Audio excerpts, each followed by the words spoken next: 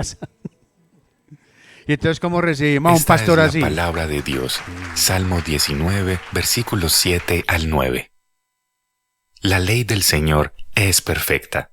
Infunde nuevo aliento. El mandato del Señor es digno de confianza. Da sabiduría al sencillo. Los preceptos del Señor son rectos. Traen alegría al corazón. El mandamiento del Señor es claro. Da luz a los ojos. El temor del Señor es puro. Permanece para siempre. Las sentencias del Señor son verdaderas. Todas ellas son justas. Hermanitos, ¿cómo me les ha ido pues? Bien, qué bueno, me alegra mucho estar esta mañana todavía, sí, esta mañana entre ustedes, súper, gracias al Señor y bueno, sí, aprovechamos la pérdida de nuestro querido Horacio, pues digamos su fallecimiento para recordarnos esa doctrina esencial de nuestra fe cristiana y es la resurrección de entre los muertos, ¿no? Que ahora el hermano, como Parma ahorita decía, el hermano ya llegó, ¿cierto? Ya llegó y ahora está delante del Señor disfrutando de una humanidad restaurada, así como es la expectativa que nos da la Escritura, hermanos, de la resurrección. Gracias al Señor por eso. Pero bueno, hoy no vamos a hablar de la resurrección y tampoco vamos a hablar de Romanos. Ustedes han venido estudiando Romanos en este tiempo y me alegra muchísimo saber que están ahí en esta carta escrita por el apóstol Pablo, pero vamos a estar en otra carta que también el apóstol Pablo escribió y que tal vez puede ayudarnos a reforzar un poquito las ideas que están tratando de compartir en estos meses o quizá en este año 2025. Antes de que leamos el texto y les diga cuál es la carta que vamos a estudiar un poquito hoy, quisiera preguntarles algunas cositas para saber si alguien se conecta con lo que yo voy a decir y entonces así puedas notar que esto va a tener que ver contigo, lo que vamos a hablar hoy. Entonces es lo siguiente, la primera pregunta es, en esta mañana nosotros tenemos entre nosotros alguna persona que esté en paz, porque la semana pasada vivió de manera recta y justa. Cledi, pero ¿por qué Cledi? Sí. Hay alguien aquí así, es decir, hay mucha tranquilidad y paz porque has vivido de manera recta y justa. No tienen que responder porque no quiero que se delaten. Ni respondiendo lo uno ni respondiendo lo otro. Porque ambas cosas nos pueden poner en una situación que pudiera ser corregida, por lo menos en esa pregunta.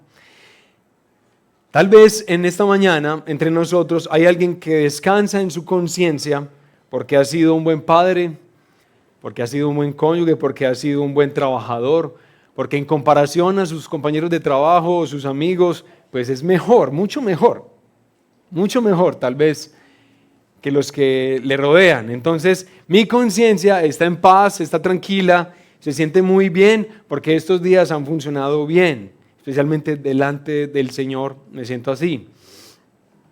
O tal vez alguien está viviendo estos días, tienes una especial alegría porque has hecho las cosas, o más bien porque no has fallado en las cosas que son importantes para ti, vivir, cumplir, realizar delante del Señor. Y por eso te sientes contenta, por eso estás contento. Porque vas bien, la evaluación que haces te dice, vamos bien, Cristian, ¿cierto? Pues hermanos, ese no es el evangelio de Jesucristo. Ustedes saben, a la ciudad de Medellín y en general a nuestro mundo le encanta la religión. Le encanta estimular a los hombres por todos los medios posibles de que tratemos de ser buenos para que nos llevemos bien. De que tratemos de vivir según cierto estándar, que ese estándar nos va a alcanzar la vida que todos nosotros aspiramos tener. Pero eso no es el evangelio de Jesucristo. Recuerden, si usted viene aquí al Redil Laureles pensando que Dios básicamente lo que quiere de ti es que llegues a ser cierta clase de persona, que cumple ciertas cosas o vive de cierta manera, pues no estás entendiendo lo que aquí se enseña.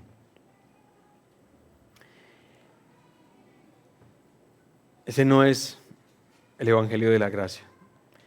Si de pronto aquí hay alguien que sí está queriendo vivir de esa manera, hacer las cosas así, yo quisiera por lo menos levantar la pregunta, hermanos, de ¿realmente tú quieres vivir delante del Señor en tus propias fuerzas? ¿Realmente lo quieres hacer? O sea, eso como es de miserable, como es de duro eso. Soy experimentado ahí, o sea, yo les voy a hablar todo esto porque yo soy experimentado en todas estas cosas. ¿En serio tú quieres vivir esperando la aprobación y la bendición y el amor del Señor sobre tu vida en tu propia capacidad para cumplir los mandamientos de Dios o el estándar que tú misma o tú mismo te has puesto, los ideales que tú tienes? Así es como se alcanza la vida. La vida se obtiene si haces estas cosas. ¿Realmente tú quieres vivir la vida así? Pues bueno, yo quiero anticiparme a algo que vamos a escuchar ahorita del apóstol Pablo en la palabra del Señor, y es lo siguiente: si tú insistes en vivir de esa manera, lo que te espera es la esclavitud. Nadie aquí debería ser esclavo, porque Dios en su Hijo Jesucristo nos llamó a ser salvados para la libertad. Ese es el lugar que corresponde a los hijos, a las hijas de Dios. Entonces vamos por favor a Gálatas capítulo 4, a ver cómo nos va.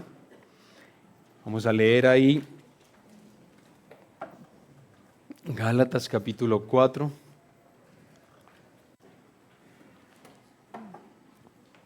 Y vamos a leer desde el versículo 21 en adelante.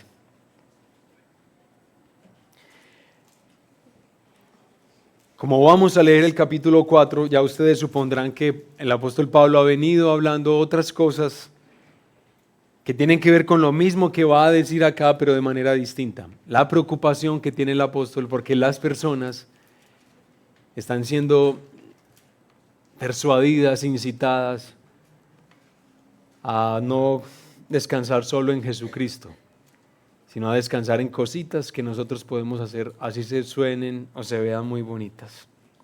Circuncidarse, no comer cierto tipo de cosas, en fin.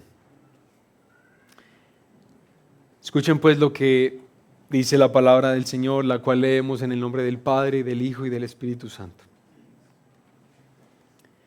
Díganme los que desean estar bajo la ley, ¿no oyen la ley? ¿No oyen a la ley? Y esa es la gran pregunta, ¿no? ¿No oyen a la ley? Porque está escrito que Abraham tuvo 2 hijos, uno de la sierva y otro de la libre. Pero el hijo de la sierva nació según la carne, y el hijo de la libre por medio ¿de qué? De la promesa. Esto contiene una alegoría, pues estas mujeres son 2 pactos. Uno procede del monte Sinaí, que engendra hijos para ser esclavos. Este es Agar. Ahora bien, Agar es el monte Sinaí en Arabia y corresponde a la Jerusalén actual, porque ella está en esclavitud con sus hijos. Pero la Jerusalén de arriba es libre. Esta es nuestra madre, porque escrito está: regocíjate, oh estéril, la que no concibes, prorrumpe y clama, tú que no tienes dolores de parto, porque más son los hijos de la desolada que de la que tiene marido. Y ustedes, hermanos, como Isaac, son hijos de la promesa. Pero así como entonces el que nació según la carne persiguió al que nació según el Espíritu, así también sucede ahora. Pero, ¿qué dice la Escritura? Echa fuera a la sierva y a su hijo, pues el hijo de la sierva no será heredero con el hijo de la libre. Así que, hermanos, no somos hijos de la sierva, sino de la libre. Eso esperamos, ¿no? No somos hijos de la sierva, sino de la libre. Y quiero leerles versículo 1 del capítulo 5.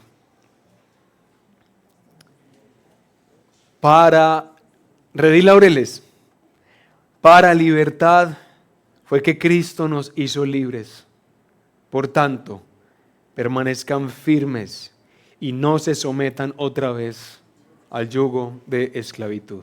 Bueno, Permítame un minutico más orar al Señor. Y oremos todos al Señor en este momento.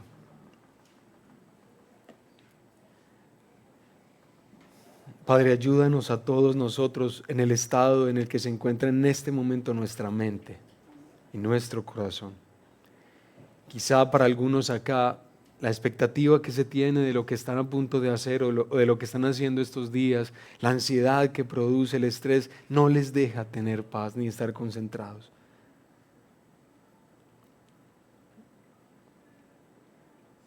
Tú sabes cómo es que llegamos esta mañana a este lugar, pero tú puedes ayudarnos, Señor.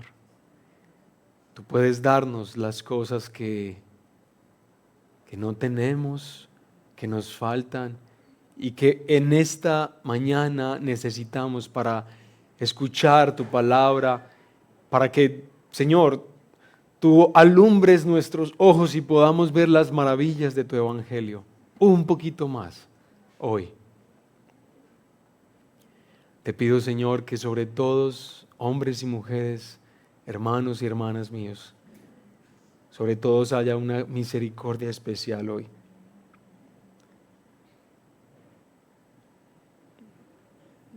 Padre, esperamos en ti, no tenemos más a quien acudir.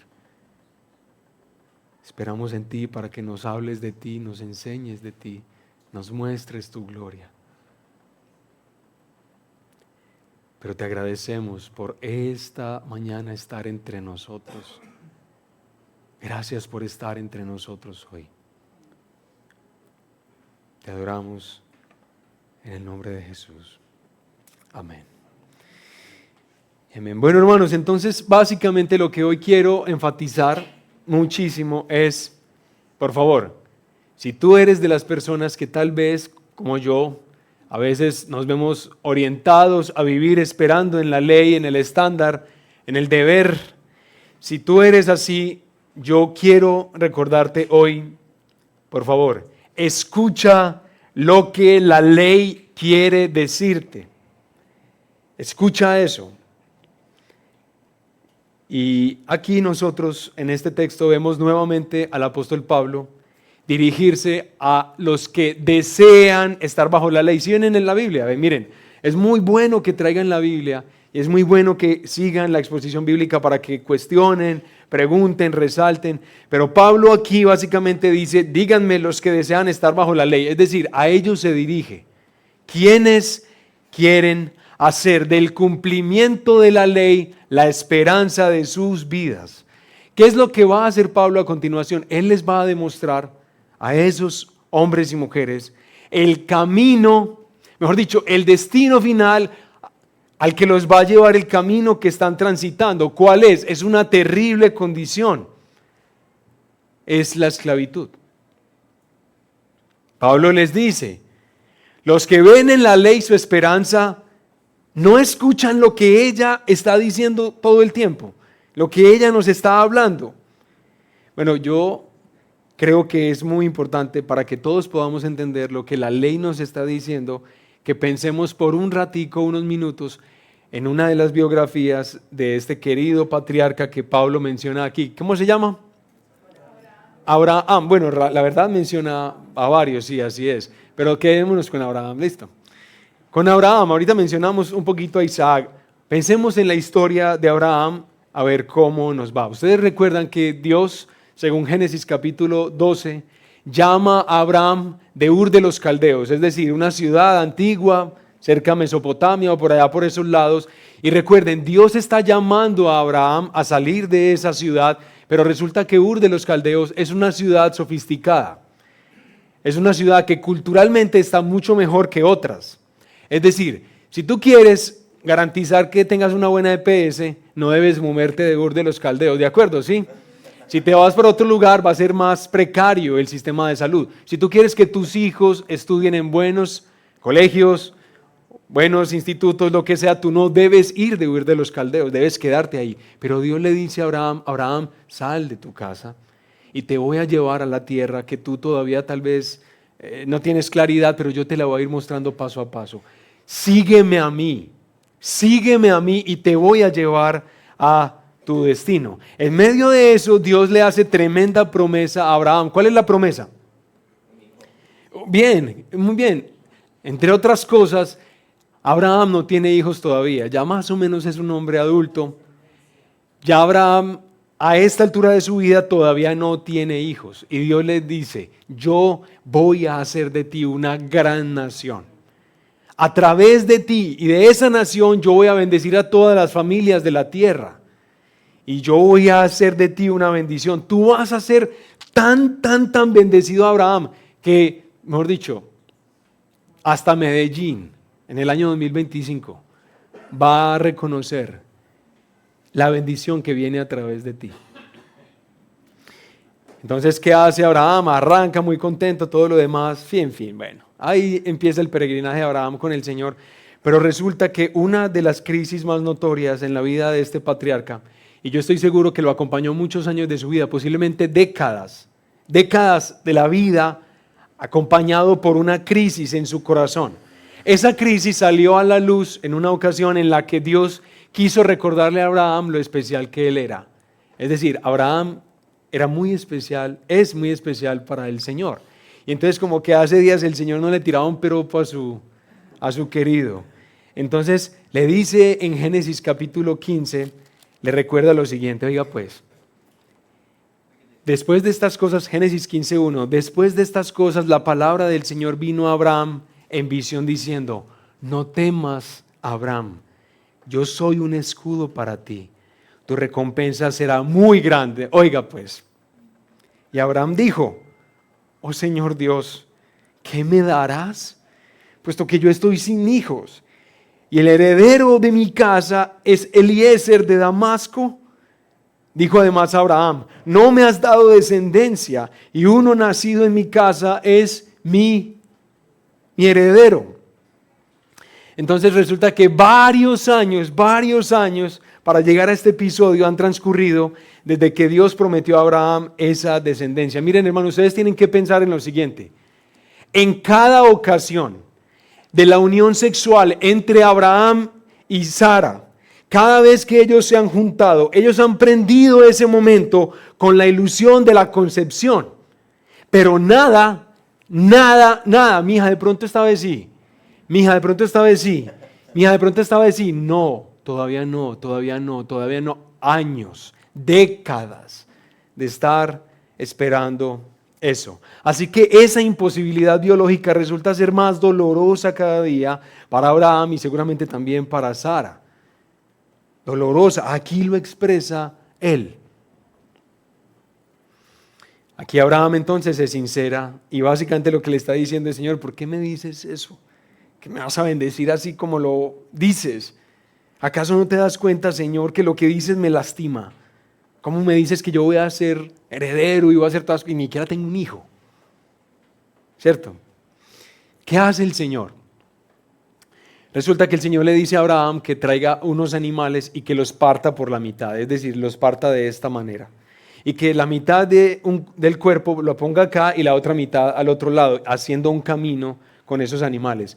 En un momento Abraham está ahí relajado, ya casi durmiéndose, y el Señor viene en un momento, aparece ahí, y ¿qué es lo que hace el Señor? Caminar por en medio de los animales divididos. ¿Recuerdan eso? Bien.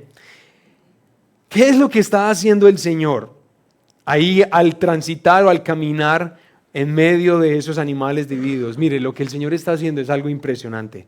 Dios está haciendo un juramento de automaldición. Si Dios incumplía los términos de su promesa a Abraham, que a él le ocurriera lo que le ha ocurrido a esos dos animales, que han sido partidos en la mitad. Es decir, Dios está asegurando a través de lo que está diciendo que su promesa es inalterable, se va a cumplir. Aunque Sara, especialmente según los relatos, aunque Abraham también es un hombre mayor, pero aunque especialmente en esta ocasión Sara suponga una imposibilidad. Aunque así sea la realidad, Dios se compromete a hacer lo que le acaba de asegurar. Si no, Él mismo va a sufrir las consecuencias de su incumplimiento, ¿cierto? Entonces, ¿quién es Sara? Porque ahora sí se mete la historia con Sara. ¿Quién es Sara? ¿Cómo tenemos que aprender a pensar en esta mujer? Por lo menos en esto que Pablo está diciendo en Gálatas. Sara es una mujer. Y es una mujer con problemas en sus óvulos. Es una mujer sin posibilidad de fecundación. Es una mujer anciana ya. Pero, oiga pues el pero ella es la esposa. Ella es la libre. Esta mujer.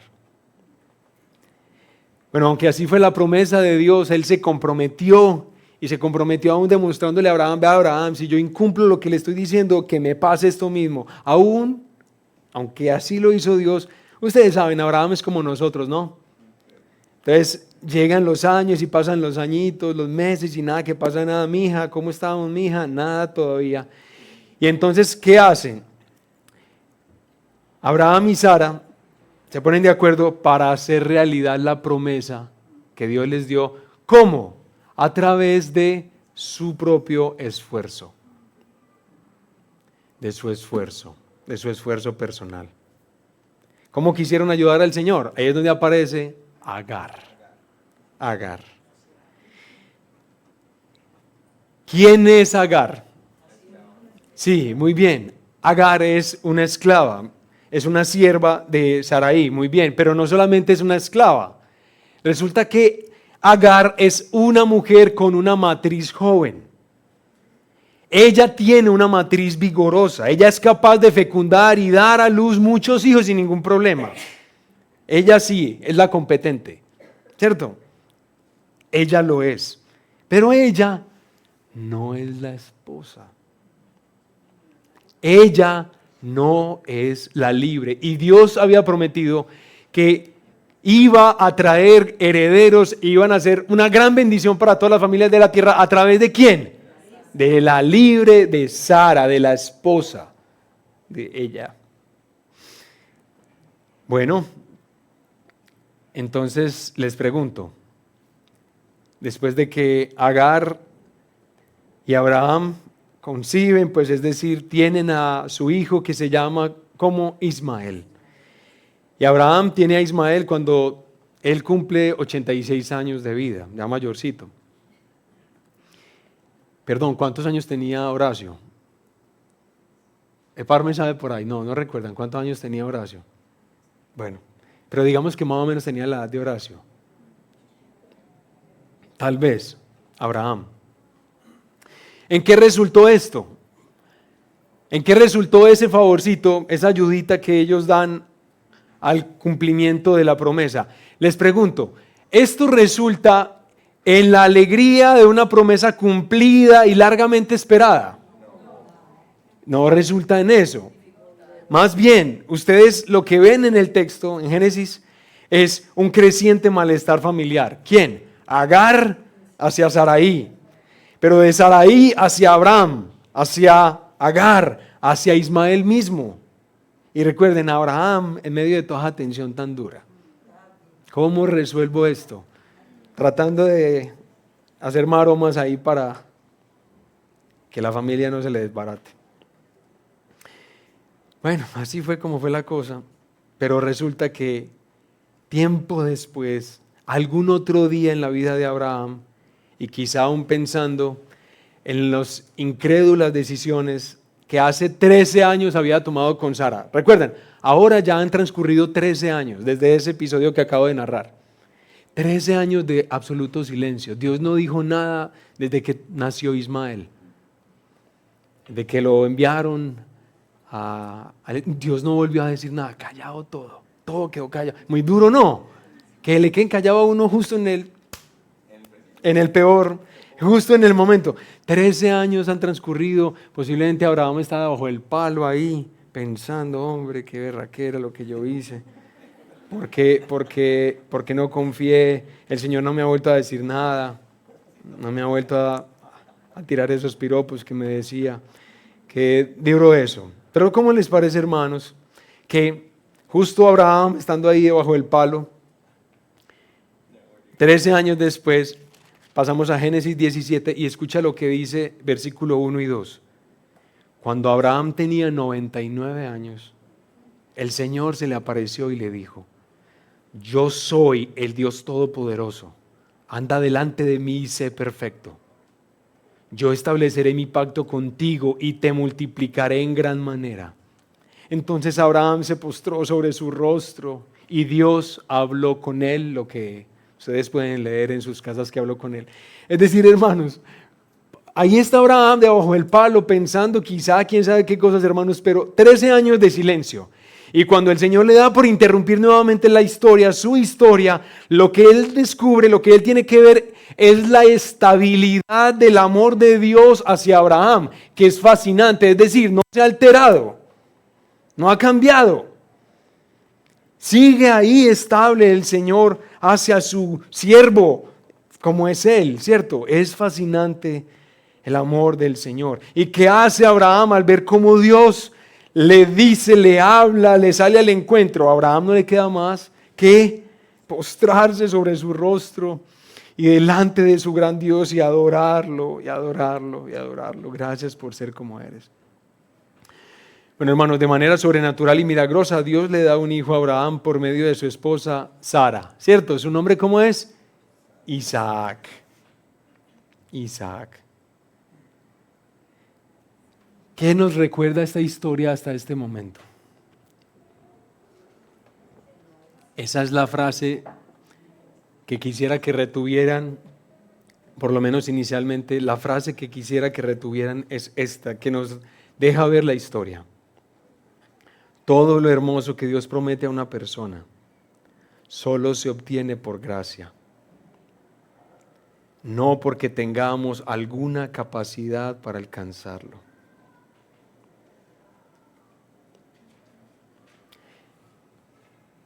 Ojalá podamos aprender todos eso, ¿no? Bueno, ¿cómo nos fue con esta pequeña parte de la biografía de Abraham? Bien. Pero ya salimos de Abraham, salimos de por allá tantos años atrás y nos metemos ahora en lo que estábamos. ¿Estábamos en qué? En Galacia, la provincia romana de Galacia, todas las iglesias que hay en esa provincia que están siendo afectadas por los judaizantes, estas personas que están diciéndole a la iglesia que su confianza tiene que estar depositada en sus capacidades para poder vivir y hacer realidad la ley de Dios. Ellos, estos judaizantes, decían a boca llena, y algo que era difícil seguramente de escuchar para los hermanos, era, vea, si usted revisa la Biblia, usted se va a dar cuenta que nosotros somos descendientes de esta promesa. Nosotros somos descendientes de Abraham. Es decir, todas las promesas nos pertenecen a nosotros. Y nosotros practicamos este tipo de cosas que les estamos hablando. ¿Estamos de acuerdo? ¿Vamos bien? ¿Sí? Ellos están diciendo eso. Y el argumento del apóstol Pablo aquí en Gálatas capítulo 4 es el siguiente. Sí, es verdad. Ustedes son hijos de Abraham. Es verdad. Pero ustedes son hijos de Abraham no según el modelo de Isaac. Ustedes son más bien hijos de Abraham según ¿quién? Según el modelo de Ismael. Es decir, ustedes son hijos de la esclava y no de la libre, o cualquiera que quiera someterse a la ley. Ese es el gran argumento que el apóstol Pablo está dándonos acá. Entonces la pregunta que tenemos que hacernos de una es, ¿qué distingue a estos dos muchachos? A Ismael de Isaac, ¿qué los distingue? Bueno, varias cosas, pero lo que quisiera que pensáramos es que a ellos los distingue sus mamás. Sus mamás. ¿Cierto? Él viene de una, él viene de la otra, sus madres. Y con sus madres, toda una larga serie de implicaciones para su vida. Entonces, pensemos por un momentico. Agar la esclava. Agar, primero pensamos en ella. Porque nos están haciendo pensar en las mamás. Agar es esclava. Es decir, Agar concibe a Ismael por la capacidad humana. Por su vigor, por su juventud, por su vitalidad. Ella es capaz de hacer eso. Ella lo puede alcanzar, ¿de acuerdo? Entonces, concibe a Ismael por las capacidades humanas. Pero Agar también representa el pacto en Sinaí. Ustedes vieron que el apóstol Pablo lo dijo. Estas mujeres son como una especie de alegoría en un sentido, ambas representan los pactos. Agar representa el pacto de Dios en Sinaí. ¿Cuál es ese pacto? ¿Recuerdan? Israel llega, el pueblo llega ahí al pie del monte Sinaí y el Señor les manifiesta toda su gloria, todo su poder, el temor que de alguna manera reverente hay que tener ante Él, y el Señor les da el decálogo, las tablas de la ley. El Señor básicamente les dice lo siguiente: vea, ustedes quieren la vida, ustedes quieren lo mejor que se pueda alcanzar en este mundo. Les voy a decir cómo.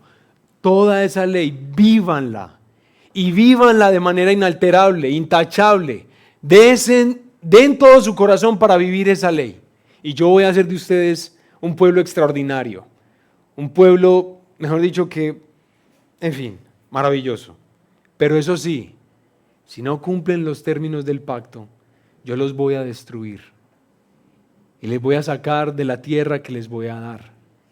Y todo lo demás, si no cumplen ese pacto que se está estableciendo en ese momento. Agar representa ese pacto, es decir, engendra hijos esclavizados a la ley de Dios.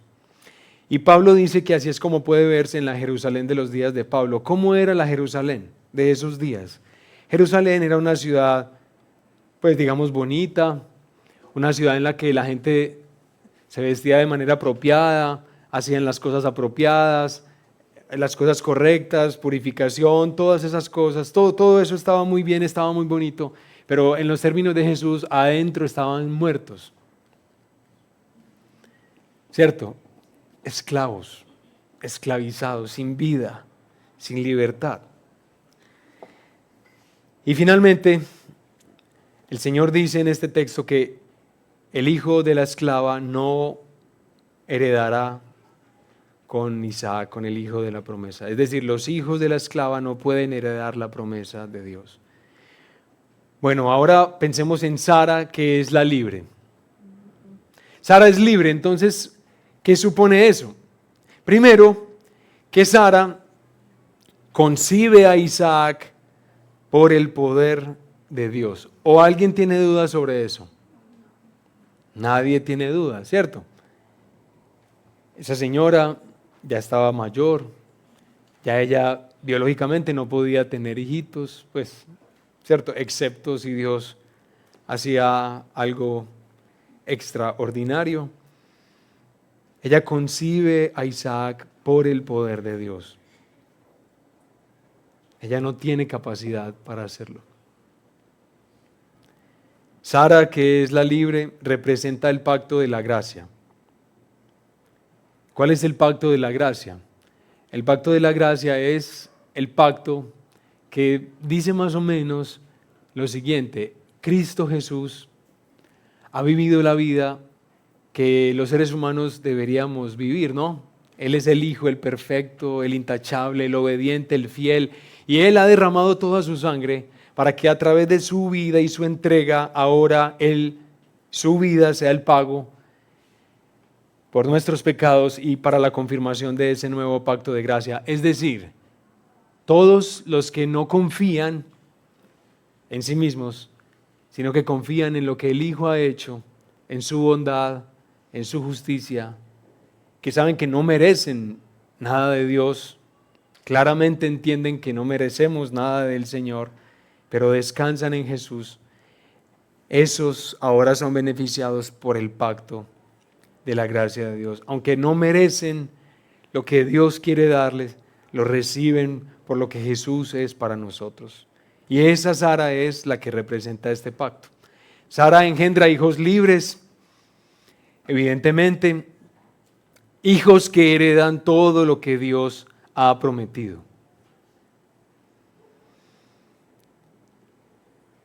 A diferencia, hermanos, también dice Pablo, de la Jerusalén terrenal, Sara aquí es representada con la figura de la Jerusalén de arriba. Ustedes pudieron verlo. A veces uno lee cosas en la Biblia y le sueltan como rara la Jerusalén de arriba. ¿Cómo así? ¿Cómo así? ¿Qué es eso? ¿Por qué Pablo mete eso acá?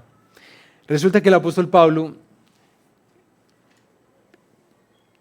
pensó en Isaías capítulo 65, que ya se los voy a leer, y ve un fiel retrato de lo que Dios hizo con Abraham y con Sara. Como a ellos les da una herencia y les da la promesa y les cumple la promesa, aunque ellos no tengan ninguna posibilidad de llegarla a vivir ni a disfrutar. Isaías 65, que es el texto que Pablo cita ahí en Gálatas capítulo 4, ustedes lo pueden ver. Este texto de Isaías 54, tienen que pensar en lo siguiente. Yo les voy a leer este texto, pero por favor, cuando se los lea, trata de pensar en el estado en el que se encuentra en este momento Jerusalén. Jerusalén está devastada. Jerusalén, en este momento que vamos a leer el texto, está sin nada.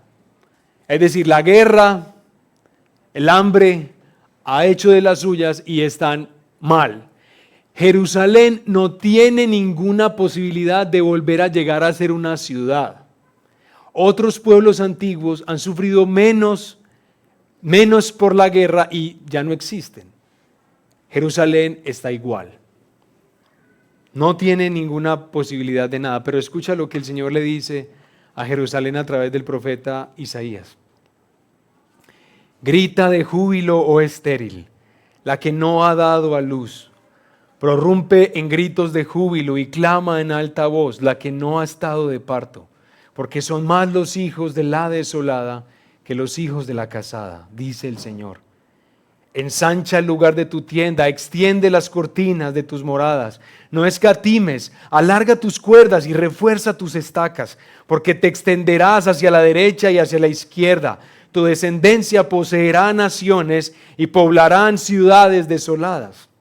No temas, pues no serás avergonzada, ni te sientas humillada, pues no serás agraviada, sino que te olvidarás de la vergüenza de tu juventud y del oprobio de tu viudez. No te acordarás más, porque tu esposo es tu hacedor. El Señor de los ejércitos es su nombre, y tu Redentor es el Santo de Israel, que se llama Dios de toda la tierra. Porque como a mujer abandonada y afligida de espíritu, te ha llamado el Señor, y como a esposa de la juventud que es repudiada. Dice tu Dios: por un breve momento te abandoné, pero con gran compasión te recogeré. En un acceso de ira escondí mi rostro de ti por un momento, pero con misericordia eterna tendré compasión de ti, dice el Señor tu Redentor. Porque esto es para mí como en los días de Noé, cuando juré que las aguas de Noé nunca más inundarían la tierra. Así he jurado que no me enojaré contra ti ni te reprenderé, porque los montes serán quitados y las colinas temblarán. Pero mi misericordia no se apartará de ti y el pacto de mi paz no será quebrantado, dice el Señor que tiene compasión de ti. Recuerden cómo es que está la ciudad, ¿cierto? ¿Cómo está? Y le está diciendo el Señor: oh afligida, azotada por la tempestad sin consuelo, yo asentaré tus piedras en antimonio y tus cimientos en zafiros.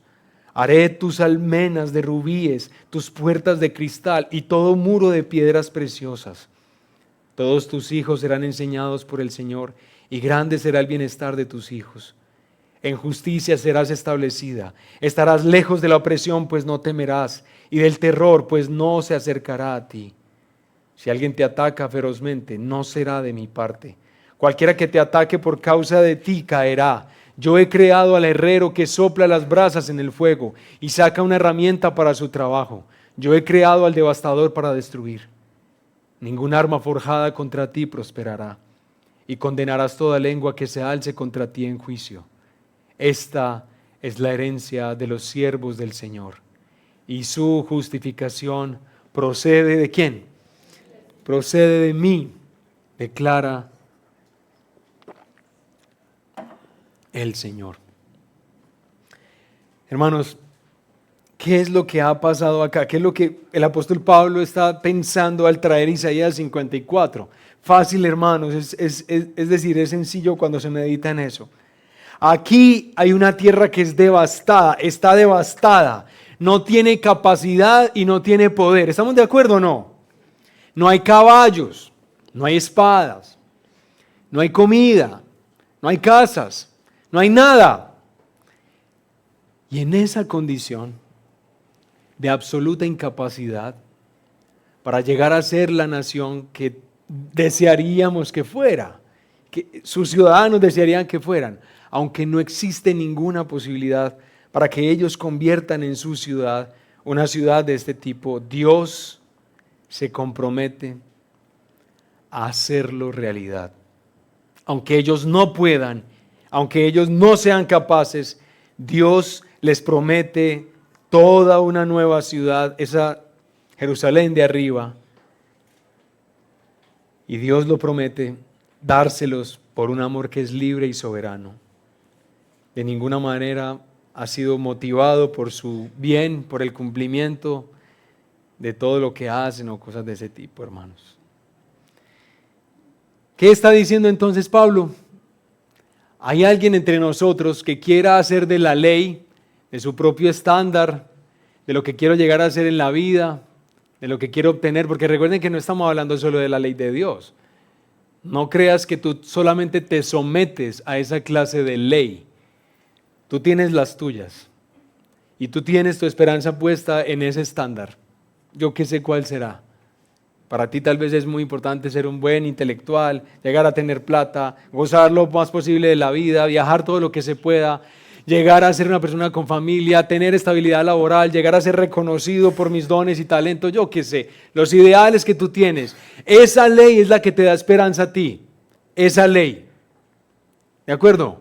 Y tú todos los días te levantas recordando que ahí está mi esperanza, en esas expectativas que tengo que perseguir y buscar. Pablo, ¿qué está diciendo? Horrible ese camino. Ese camino es el camino de la esclavitud. Bueno, hermanos, entonces para ya empezar a concluir, ¿por qué estar bajo la ley te esclaviza? Esto es más aplicativo, digámoslo así. Después de todo lo que Pablo nos ha dicho, ¿por qué vivir de esa manera es algo lamentable? ¿Por qué el apóstol Pablo no quiere eso para sus amigos y sus hermanos en Galacia? ¿Por qué estar bajo la ley te esclaviza? Y ahí va. Porque lo mejor que deseas alcanzar, lo tienes que alcanzar por tu propio esfuerzo.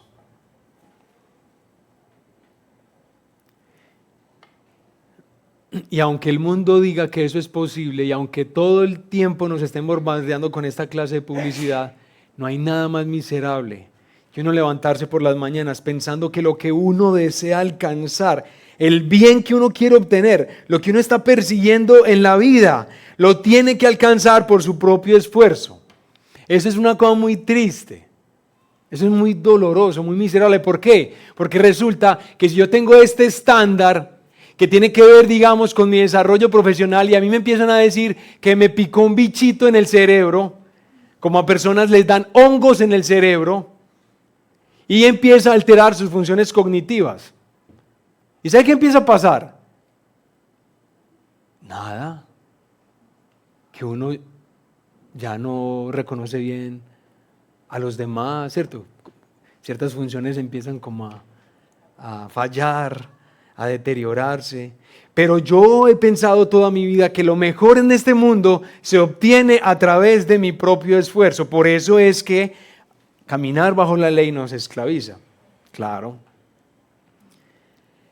¿Por qué vivir bajo la ley te esclaviza? ¿Por qué, hermanos? Porque tú debes hacer cosas que realmente no desearías hacer. Si tú vives por la ley, tú haces cosas que preferirías no hacer. Es decir, y lo ponemos con el ejemplo más sencillito, en serio. Digamos que tú estos días estás desempleado o estás a punto de realizar un negocio o estás por fin en el momento de alcanzar la pensioncita o algo bueno te va a pasar. Y usted, ¿qué es lo que más necesita? Estar bien con Dios. En este momento se necesita toda la ayuda posible. ¿Sí o qué? Toda la ayuda posible. Y tú sabes, para poder estar bien con el Señor, que es el que es capaz de mover todas esas cosas, Él te dice que tú debes vivir así, debes hacer estas cosas. Y esa es tu esperanza, poder cumplir eso. Pero tú sabes que tú no quisieras hacer eso. Tú preferirías hacer lo contrario. Pero ¿en qué se convierte entonces el deber?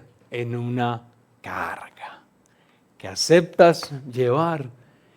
Ese es el precio que tengo que pagar para obtener lo que finalmente pues quiero obtener de Dios, ¿cierto? Así me tenga que aguantar un tiempito este malestar. ¿Y cuál es la mejor definición de un esclavo? Pues alguien que hace las cosas que... ¿Cierto? No desearía hacer. ¿Por qué vivir bajo la ley te esclaviza? Porque hermanos, amigos, les cuento que mientras más poder le das a la ley, mientras más le das tu corazón a ese estándar, a ese esfuerzo personal, mientras más le das tu corazón a eso, como dice la Escritura, más poder le das al pecado en tu vida. Más poder le das. Y uno pensaría lo contrario, mientras más entregado estoy a la ley, más lejos estoy del poder del pecado, pero es lo contrario. Mientras más quieres vivir así, o sea, mientras más luchas en la ley por querer levantarte temprano, más sueño te da. Más o menos así. ¿De acuerdo? ¿Sí? Pero en todas las demás implicaciones de la vida, más poder le das al pecado. ¿Por qué vivir bajo la ley te esclaviza? Porque cuando vives así no puedes ver a Dios como el Padre que te ha dado todo para tu bien. Las cosas que recibes de Él no las logras ver como alguien así, que es nuestro Padre que nos da las cosas para nuestro bien y para nuestra vida. No logramos verlo así.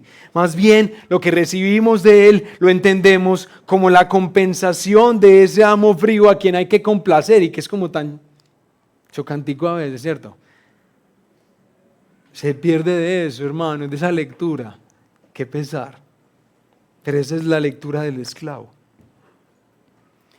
Y esto es posiblemente una de las cosas más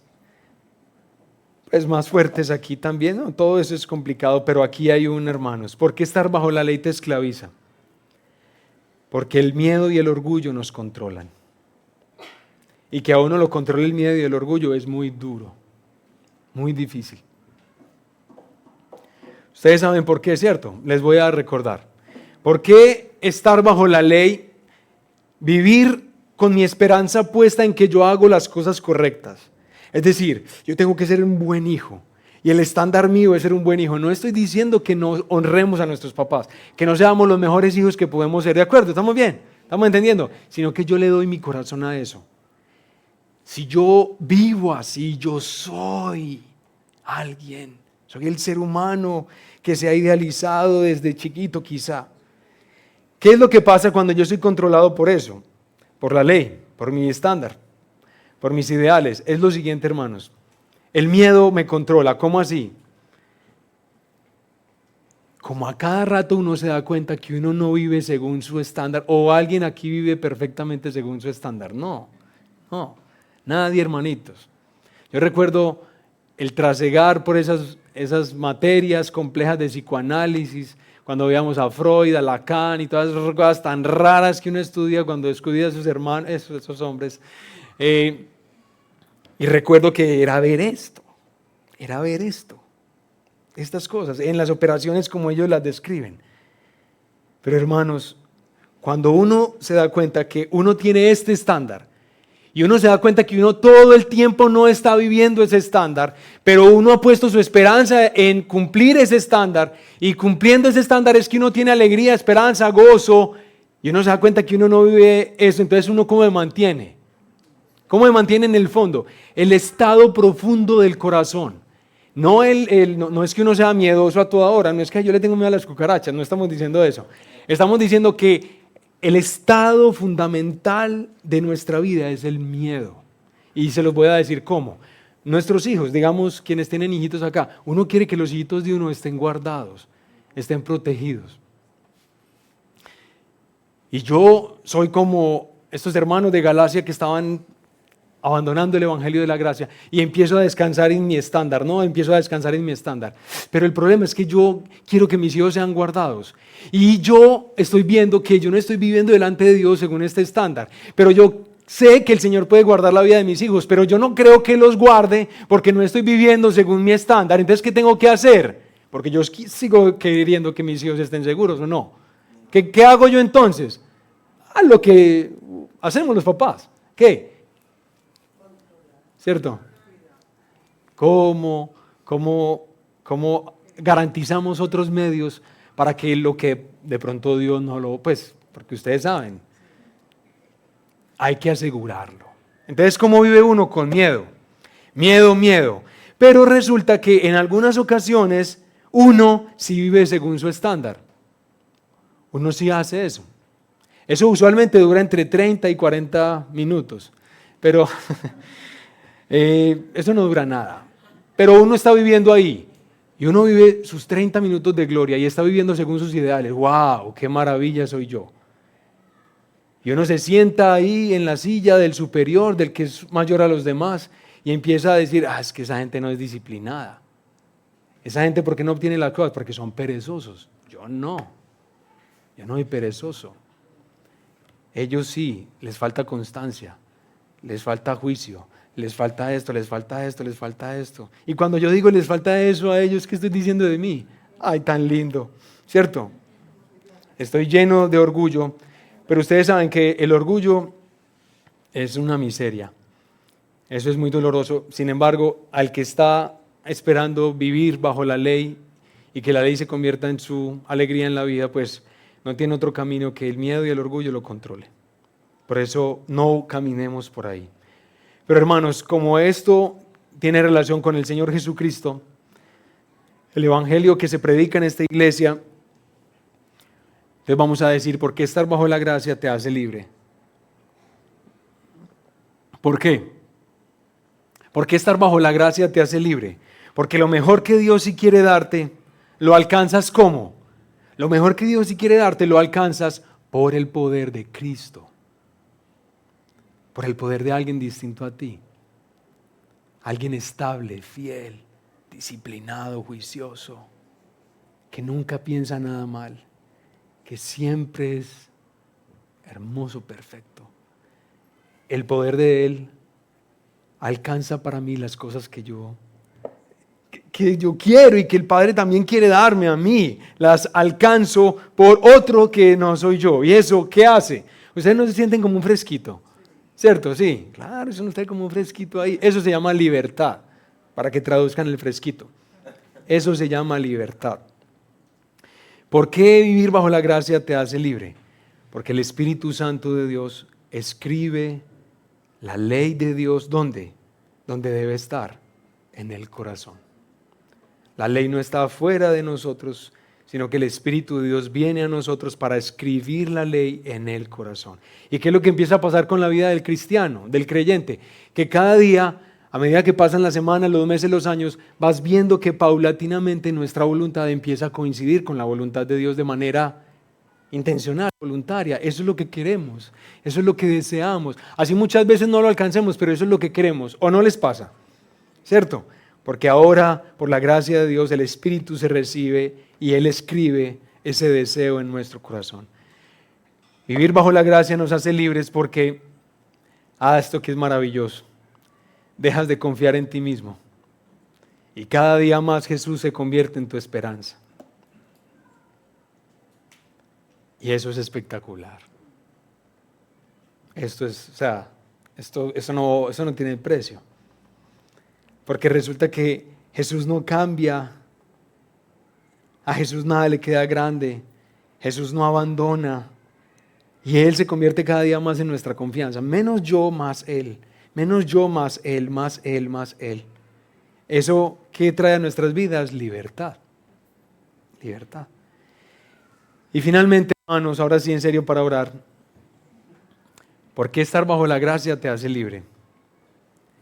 Porque la humildad y la seguridad se establecen en ti de manera profunda, así sea un pasito a la vez. La humildad y la seguridad se establecen de manera profunda en nuestra vida. La humildad, ¿por qué? ¿Por qué la humildad?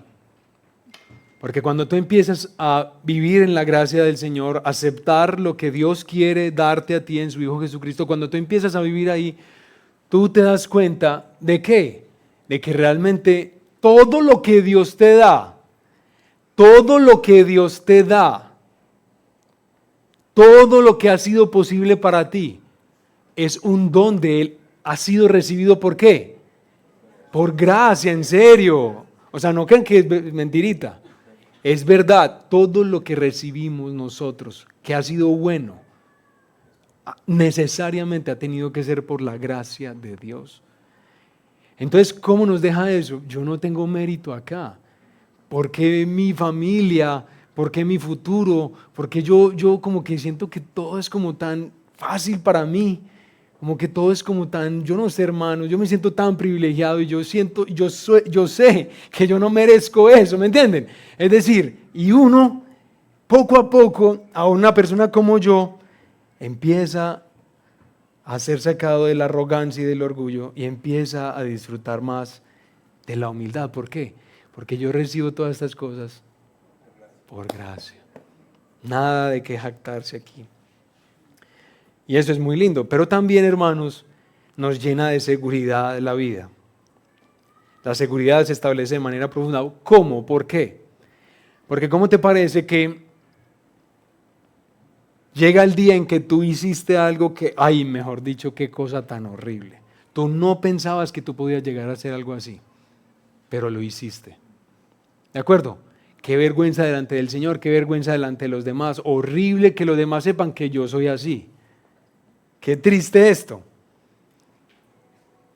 Pero cuando yo estoy descansando en la gracia, cuando la gracia se está arraigando cada vez más en mí, yo no me deshago de miedo, yo no me deshago de inseguridad.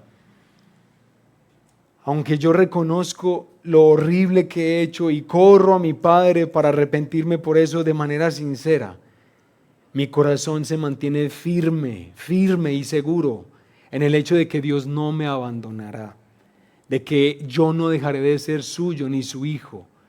Yo no dejaré de ninguna manera de ser contado por Él como bendito. ¿Y eso qué nos da? Firmeza, seguridad. Hermanos, permítanme leerles finalmente, nuevamente, capítulo 5, versículo 1.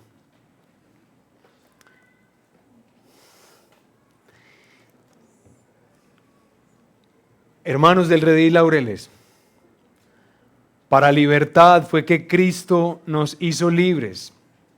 Por tanto, permanezcan como firmes y no se sometan otra vez al yugo de esclavitud. Que así sea para todos nosotros, que así sea. Que el Señor nos dé su gracia para que esto sea realidad en nosotros. Y oremos un minutico más al Señor. Padre, gracias por ti, por ser como eres. Gracias por insistir en que nosotros podamos caminar en lo mejor que nos has dado en Cristo. Gracias, Señor, porque tú no te complaces simplemente con que, no, yo ya los salvé. Ellos están seguros. Finalmente en el futuro cuando mueran ya, ellos van a reconocer que están bien. No, tú insistes en que en la vida, que es la que te importa, en nuestra vida, en nuestra humanidad, en nuestra carnita y en nuestro huesito, Señor, nosotros podamos ser libres en tu Hijo Jesucristo. Que podamos escoger lo que demuestra más confianza en Él y no en nuestros estándares ideales, en nuestra ley. Señor mío, Dios mío, gracias por ser como eres. Ayúdanos a nosotros, Padre, que somos torpes para descansar en la gracia, que volvemos a torcer tu gracia imaginándola barata, menospreciándola, Señor, y imaginando que no te importa cómo vivamos. Claro que te importa, claro que nos salvaste para santificación, claro que quieres desarrollar el carácter de tu Hijo Jesucristo en nosotros, claro que sí, Padre, pero reconocemos en esta tarde, Señor, que tú no quieres esos cambios que experimentamos en la vida se conviertan en nuestra esperanza, en nuestra confianza. Yo antes era un papá irresponsable, ya soy un papá responsable. ¡Qué bueno! Ahora sí hay razones para estar tranquilo. No. Gloria a ti por cambiar nuestras vidas, Padre precioso, pero tú eres nuestra seguridad. Tu Hijo Jesucristo es nuestra salvación, nuestro Redentor. Esperamos solo en Él. Descansamos solo en Él. Danos eso en esta iglesia. Dale a esta iglesia ese privilegio, Señor, que nunca se alejen de la verdad. Que esta iglesia manifieste la libertad de los hijos de Dios. Ni la perversidad del libertinaje, pero tampoco la perversidad de descansar en una piedad personal, en una disciplina personal, en un juicio personal. No, nuestro descanso es la disciplina de tu Hijo, que es perfecta, la obediencia de tu Hijo, que es perfecta. Tu Padre, estás feliz en Jesús. Nosotros también estamos felices en Él y descansando en Él. Por favor, quedémonos ahí un minutico en silencio, pensando en esto que hemos meditado y reflexionado. Pensemos un minutico acá. Ora al Señor ahí tú, así sea con debilidad. Vuelve a extender tu fe en Cristo, solamente en Jesús. Vuelve a extender tu confianza en el Señor. Vuelve tus ojos solo a Él. Y que así pueda ser. Oremos ahí en silencio, hermanos, o permanezcamos en silencio ahí delante del Señor.